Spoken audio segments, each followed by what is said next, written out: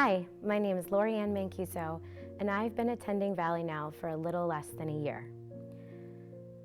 Probably one of the hardest goodbyes I've had to say was to my children and my mother. I was early 20s and had a massive stroke and subsequently additional strokes, which led to the loss of my twins prematurely. About a year later, was diagnosed with cancer, and my mother was diagnosed right after me, and she went home to be with the Lord 8 months later. It was a significant loss, catastrophic, but something pretty incredible came out of that. As I started to build those blocks to protect myself from the hurt and the pain of experiencing loss again, every time I would put a brick up, God would take two away. And I saw him work in and through my life, but at that moment, I didn't realize it was God. I had been saved since the age of 10, so I knew who my Savior was, and I knew where I could find my hope.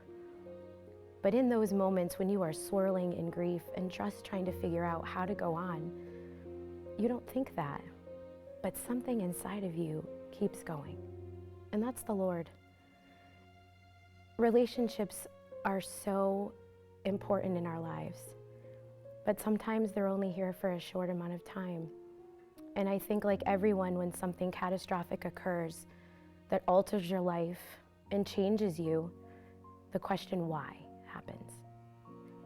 Sometimes we find out why, and sometimes we don't find out why.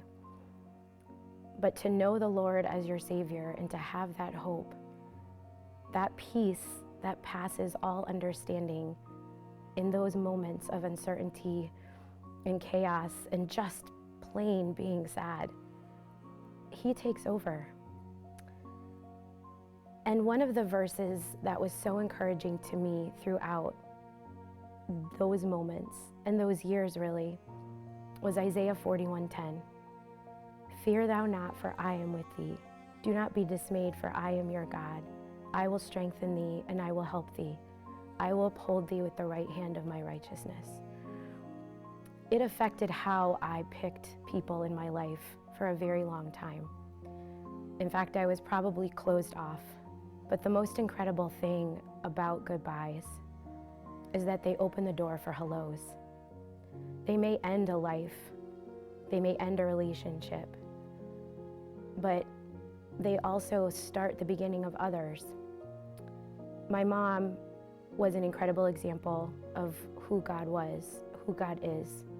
And years later, a woman came up to me who was not saved to tell me that because of my mother's testimony and example in life and in death, she came to know the Lord as her personal Savior. Through Jesus' death, we have life. And so I encourage anyone who's listening or watching, don't close yourself off to relationships. They may hurt when they end, but good can come from anything and everything.